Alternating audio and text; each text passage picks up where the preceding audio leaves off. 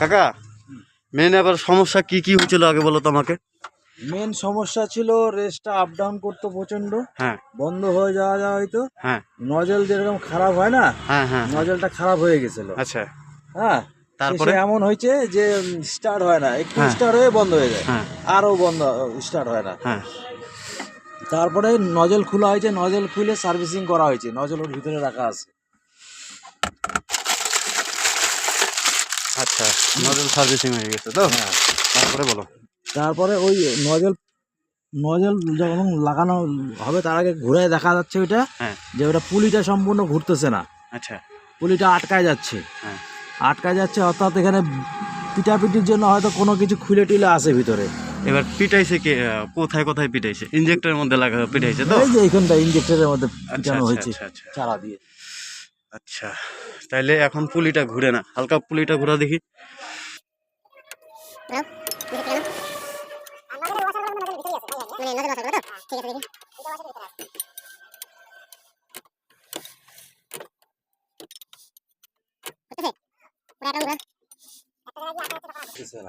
দেখে নিচ্ছি।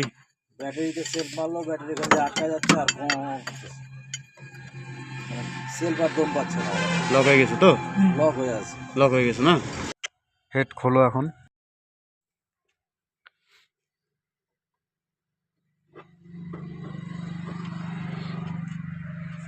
হয়ে গেছে সব?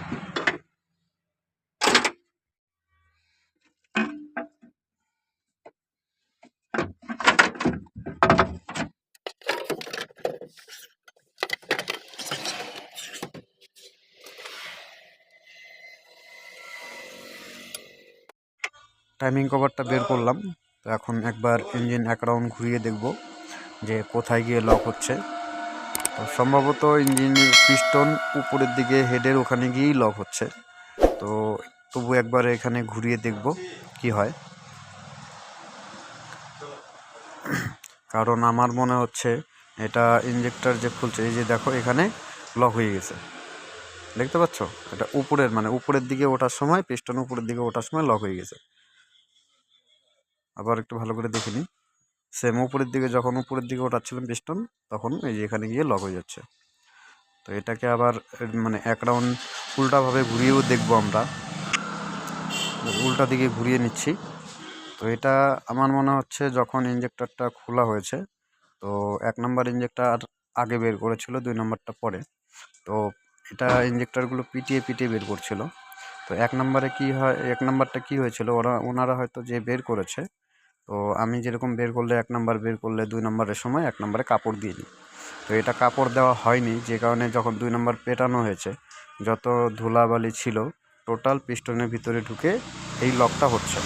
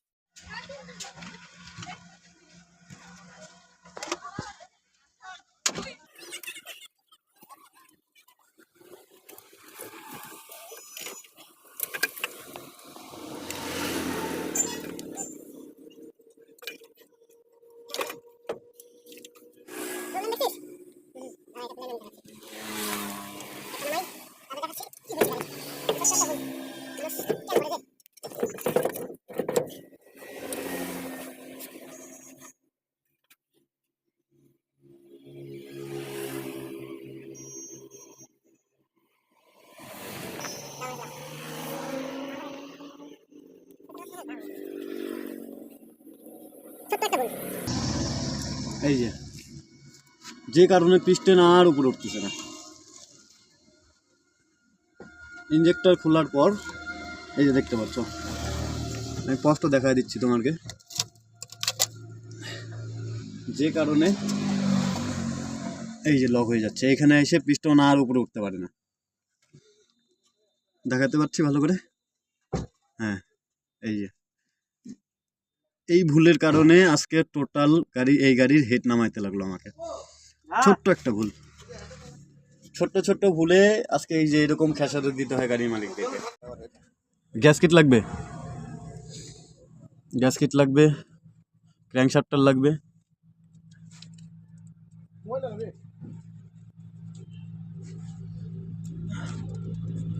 একটু ভুলে আমি তো বললাম এই যে নোংরা, এই নোংরার কারণে হেড পুরা চাপতেছিল না। হ্যাঁ, ইঞ্জিন পুরা ঘুরতেছিল না, এখানে এসে লক হয়ে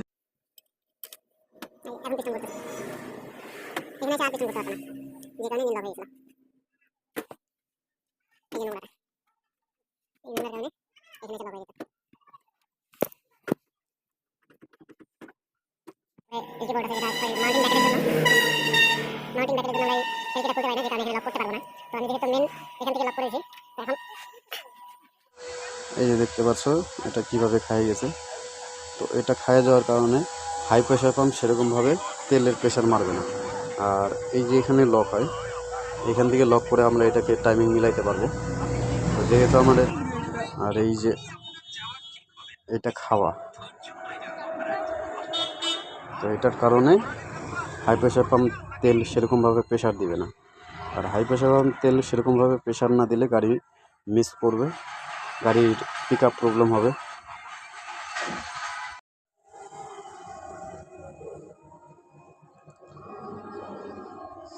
আগেরটা এই যে জায়গাটা খাওয়া ছিল, এখন ঠিক আছে, এটা রিকন্ডিশন আনানো হলো, আর নতুনের দাম অনেক, তাই রিকন্ডিশন লাগাবো।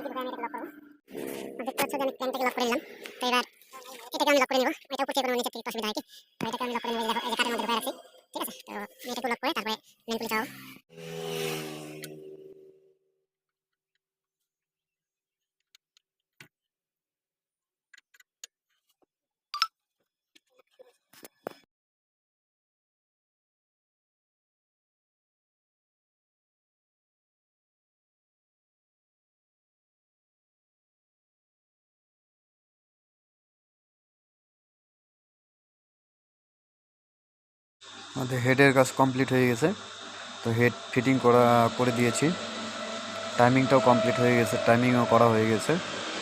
তো এবার আমি এক রাউন্ড ঘুরিয়ে দেখব যে ইঞ্জিন ঠিকঠাক ঘুরছে কিনা। তো এর টাইমিং আমার অন্য ভিডিওতে দেওয়া আছে, যে কারণে আমি এর টাইমিংটি দেখালাম না এই ভিডিওতে।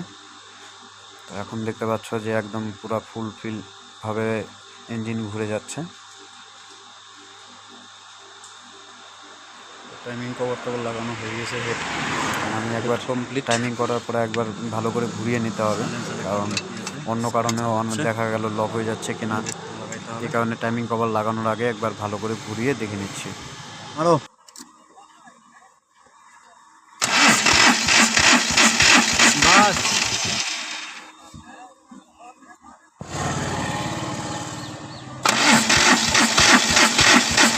বাস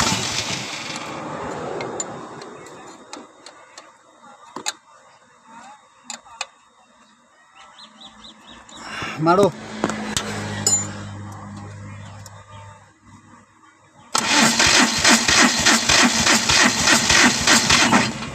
মারো, ছাড়ে মার।